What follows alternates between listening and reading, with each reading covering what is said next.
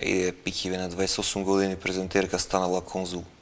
Се оттепавме ние по телевизија за џабе. Мислам, добро, Њујорк, не мора Њујорк. Има и други места, на Виница ще му фали да ме пуштате еден конзул. Валандово негде, Гевгелија, на потопло ако треба. Или она у Колумбија негде. Што знам јас. Нити ќе ме видат, нити да ги видам, нити ги резилам таму. И мигали.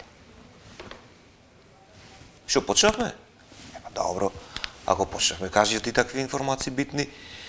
Добро вечер на сите што гледате и добро вечер на оние што не гледате. Што да ви прем. Како што може да видите, имаме нова конзулка во Њујорк. Но сепак, ако мислите дека тоа е лоша вест, да видиме што има кај нашите источни соседи и да увидиме европратеникот Џамбаски како поздравува во Европскиот парламент.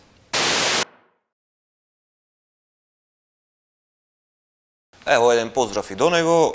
Како што може да видите, тој поздравува со еден застарен поздрав кој беше прилично актуелен во 40-тите години. Како во Германија, така и кај некои наши соседи изгледа се враќаат на своите корени, што е добро за нив. Мислам, идентитетот да си го осознат не е никаков проблем. Сепак тоа не е главно, а не е главна ни наредната вест. Одиме полека до неа. Замениците министри од ДУИ ги доставија своите CV-а до јавноста, па така заменикот министер за култура во своето CV има наведено дека работи на Google Chrome, Mozilla Firefox и Opera, што се три различни пребарувачи. За Internet Explorer нема уште кажано какви му се познавањата, додека друг заменик министер вели дека работи на Windows XP, Windows 8 и Windows 10, што се напредни знаења од компјутерите. Иако кај многумина ова најде на подсмев, сепак мора да забележиме дека ова е чекор напред од ДУИ, нивна добра волја кон нашиот демократски прогрес, што тие воопшто доставија CV и ми се благодарни за тоа, иако се такви какви што се CV-ата. Одлични.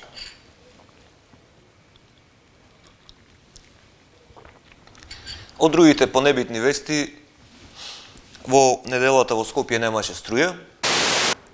Дали е тоа случајност или е саботажа, како што може да видите, вели лидерот на опозицијата Мицкоски, тој смета дека го саботираат неговиот отчет, што беше еден голем настан каде што сите градоначалници ги презентираа своите проекти во маратонско издание.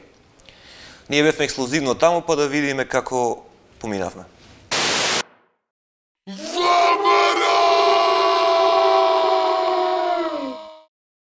Отчетот е стварно импресивен, како што велат од ВМРО имат 1094 проекти направено за 100 дена, иако ако ги соберете бројките како што се гледа на сликата, испаѓаат 800 и нешто, 200 им фалат, а може да е тоа и поскромно, затоа што таа партија е позната по скромноста. Сепак, то нивно работење доаѓа до бројка дека во 100 дена секој ден се реализирани по 10 проекти, или по проекти кусурот на час, на еден сат, додека вие дремите, ме гледате мене, пиете кафе, тие работат, крварат за нас. Тука не се прерачани ни празници, ни викенди, затоа што работат и тогаш нормално. Инаку нема како што стои во отчетот, ево, имаме 33 градинки и 68 училишта. Може да тие 69, ама незгодна е бројката, затоа имат 68. Што значи дека по една градинка се гради на 3 дена, а едно училиште на 2.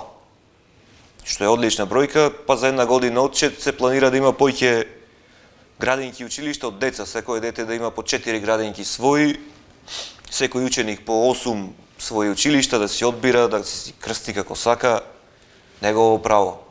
И децата имаат право. Мислам, немаме деца, ама добро, ќе донесеме од негде ако треба да не се празни училиштата, се заработија. Од отчетот на ВМРО ДПМН одиме малку на меѓународна политика. Нашата министерка за одбрана Славјанка беше во Брисел, од каде што упати остри тонови до Путин. Таа бара деескалација од него и да ги повлечи трупите од украинска граница, нешто што сигурно во Кремљ се сваќа сериозно. Имаме обврска и како министри да го штитиме територијалниот интегритет и безбедноста на сите земји членки на Алијансата.